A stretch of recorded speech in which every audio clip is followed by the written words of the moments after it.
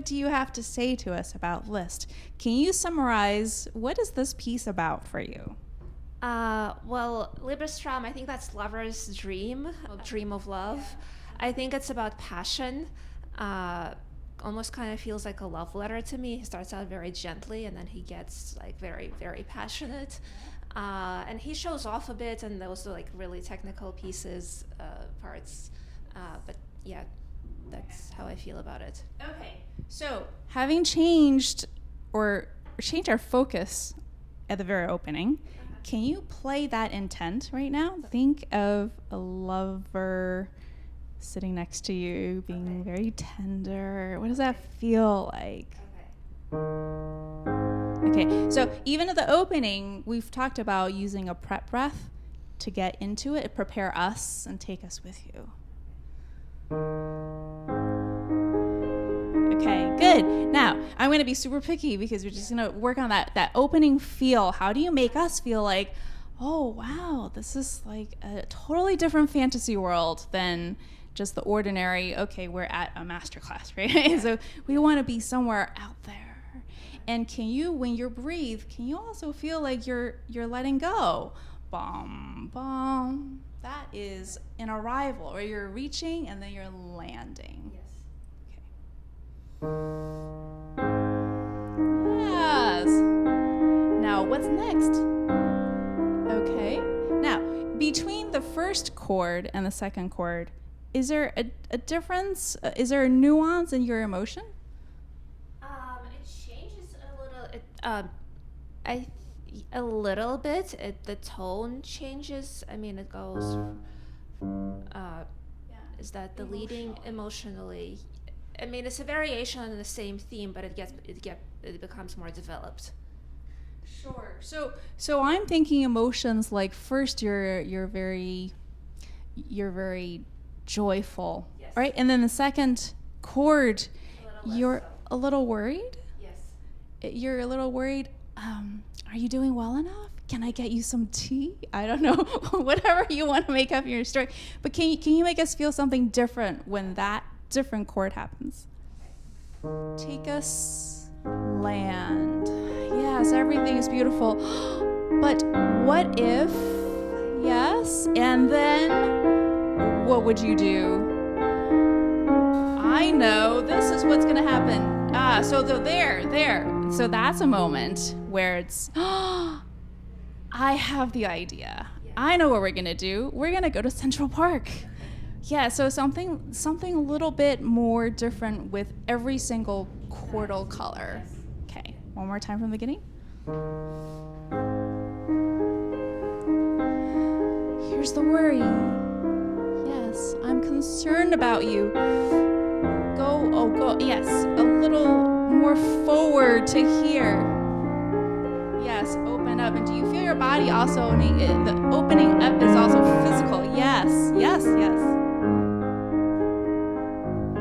Okay, good. Okay. All right, what do you guys think out there? Thumbs up? I think the sound quality is much different than the beginning.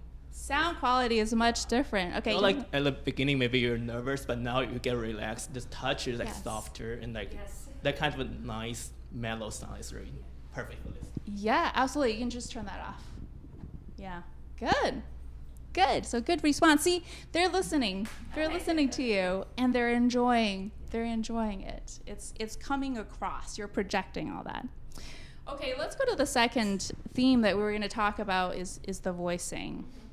Can you make the voice, just those long notes, be really the focal point, and everything else, all the layering stuff, is like a see-through curtain. You know, it's in the breeze, it's blowing, but you actually don't want it to take over, right? And so you did it beautifully at home.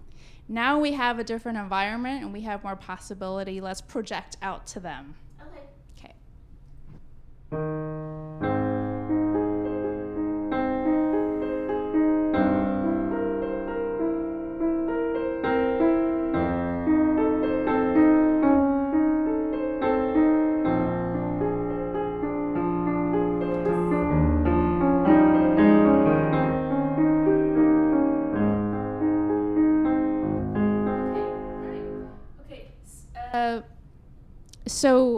heard the intention, first of all, and that makes such a huge difference. Now, technically, we're going to see if we can relax your hand even more.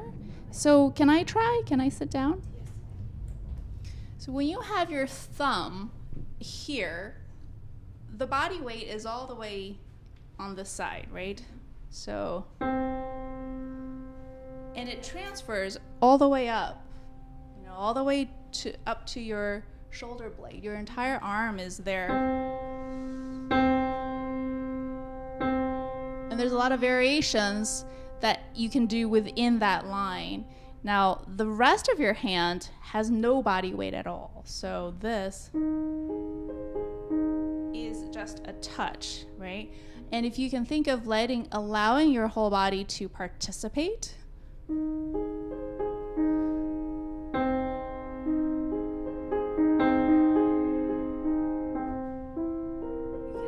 still be really soft here, but this is a different color because I'm not using body weight.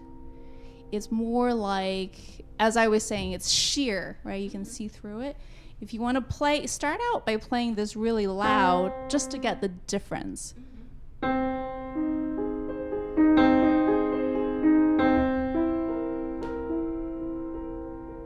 other trick that you can do is changing the fingering to this.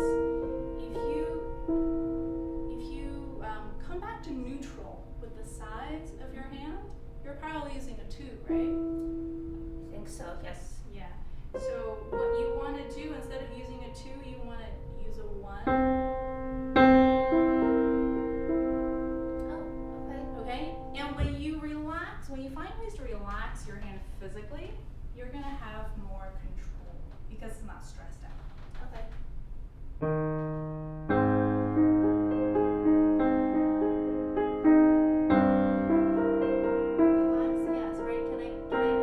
Do you mind if I touch this right here? Yeah, you see how you're holding it? Mm-hmm. You can't really relax if you're holding this. Also, do you mind if I check your elbow now? Sure. Go ahead, just do that same thing, that same position. Can you let this be loose? Right, so that you can really let it follow whatever your hand wants to do. Now, what about your shoulder? Does this feel like it can do whatever your fingers want? And then lastly this is where everything is attached to, right? Your shoulder blade has to also move with everything else. Kind of like you're underwater and you're swimming, except that you don't need to hold your breath. Don't hold your breath. Okay, go ahead. Heavy. Let this go, yes. More on the thumb, especially because your harmony is different, right? More on the thumb. Even more. Here, this. Even more. Match my volume here. Yes.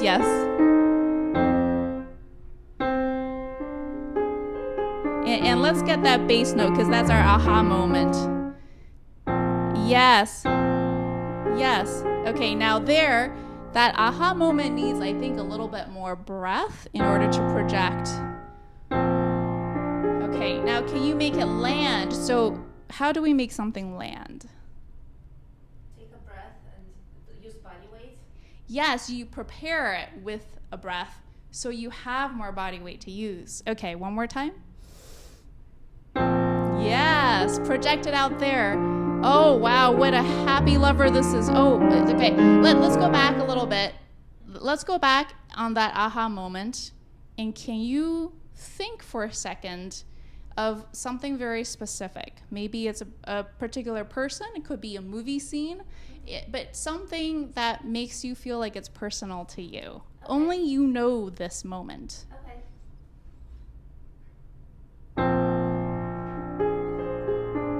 Yes, make it sweet.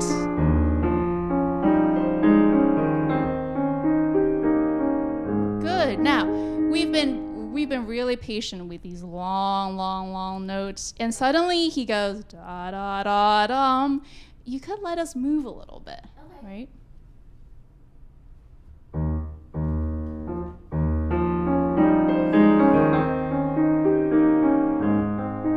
Yes. Okay, now your right hand is creeping back up in dynamic level, all right? You want it to be absolutely just weightless. It's just floating. It's a snowflake, and it has no weight at all.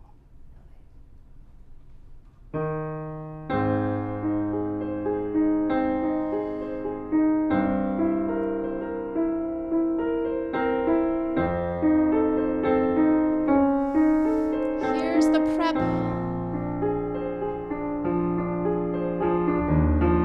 Move. Yeah. Good. Beautiful. You guys have any comments out there? Thumbs up? Okay. All right, we can go on. All right, great. So let's take a spot that maybe felt a little tight. Yes. Your runs worked fine. It's just a matter of relaxing into it. Yes. And we can talk about your hand positions and all that. But for now, let's just use this acoustic here to discover the silence that happens here in a transition. So using a silence to change the mood, to change direction, how do we get from here and let it fade out? I gotta let off the fade it out first, and then have the pedal off, hands off, and have a pause, and then go. Right, absolutely. And how do you fade out gently so it doesn't sound like a sudden stop? So that's the challenge to me, because I think technically I'm still working on getting it right, and basically just trying to touch the keys as little as possible. But it's different on every piano, and this piano is a little bit different than my home piano than other pianos. Okay, well, I'm leading the witness. What is the marking that we put in there? The marking is to have a new pedal, to take a breath here. Yes. Yeah, let's stop right there. Take a breath in order to fade out, to control the fade out. And you have to really melt your body energy. It has to melt in a way that it just kind of disappears into the silence. And then the silence is the really interesting part, because we don't know what's going to happen. And you're going to wait for us to be anxious about it. Yeah. You're going to wait in that silence to think, oh, I really want to know. Yeah. And then you're going to come in bada with your big love song. Okay, you're going to surprise us. Okay, so let's do that with the breath. What's a good place? Maybe right here.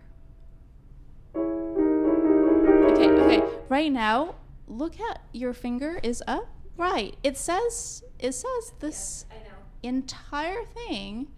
There's a lot more potential. Yes. Find that potential. Breathe.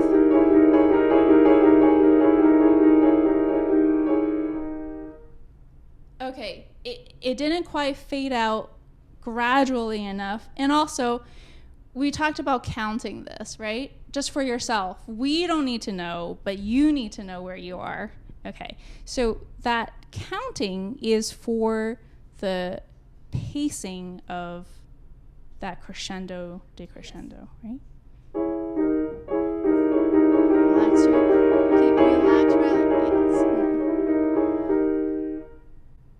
Okay, it's still a little bit... Okay, can I try this? Yeah. You can use the left pedal because it's pretty soft.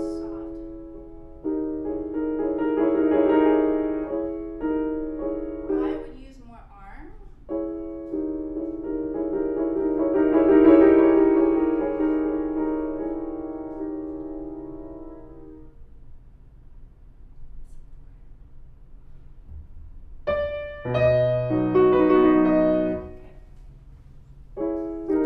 Swim with your elbow. Yeah. It won't make too much of a difference, but it's just a tiny bit. Relax your elbow. Let it go. Now slow down, and don't take it off so fast. Now listen. Okay, hold on. That upbeat is in rhythm. There's actually, he writes a fermata, but under the fermata there is how many beats? 2 quarter rests plus the upbeat is a quarter. So it's 1, 2, da da, 1, 2, 3, 1, 2, 3.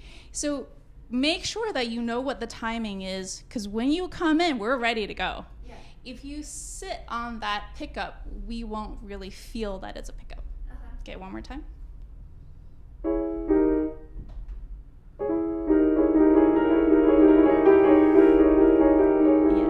And stay on the pedal, gradually let go. I don't feel it. 1, 2, 3, 1. Do you feel that? Yes. Okay, one more time. 1, 2, 3, 1. Yes. Now passion. Where's the passion? Yes. Top and bottom. Okay. Hit the top so that it feels like it's gonna go right across town to East Village. Yes. More top. Not the middle, the top. More top. Hold on. Top. Yeah. Not the middle. And what about the bass? Where's the aha moment?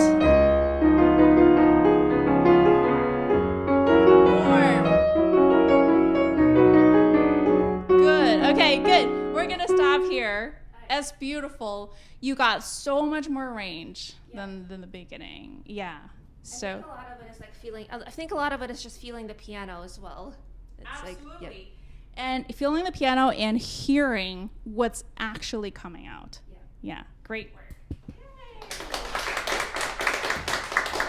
Yay, bravo. How did that feel for you? Well, I got nervous in the middle, so I kind of messed up. But overall, it felt okay. Can you believe that you actually had the courage to do this? Because 24 years is a long time to wait to perform again, right? Okay, fantastic. So, first of all, let's start out with how this environment is different than you're playing it at home. And then we can talk about some of the specific things like voicing. I know because we worked together on this that some of the layers that we have when you're practicing at home is going to take a different kind of sensibility to get here. Yes. But once we do, we have a lot more to work with in terms of the dynamic range. Yeah. And then lastly, let's take a look at some specific spots and we'll see if we can make things feel a little easier. Sure. Okay. So the first thing is, tell us what's the difference playing here versus at home. I think just being mindful that there are other people watching you. If I try to pretend that they're not and just forget that they're there, it's easier, but it's hard to do that. Right, yeah. Then also the piano feels a bit different. I play an electronic piano at home, so it's definitely not nearly as responsive or as colorful as this. We've talked about you going to practice on grand pianos down in Philadelphia where you live, and that definitely does add a layer of confidence to how real strings feel. I mean, this is a very long length of piano to commandeer. Yeah.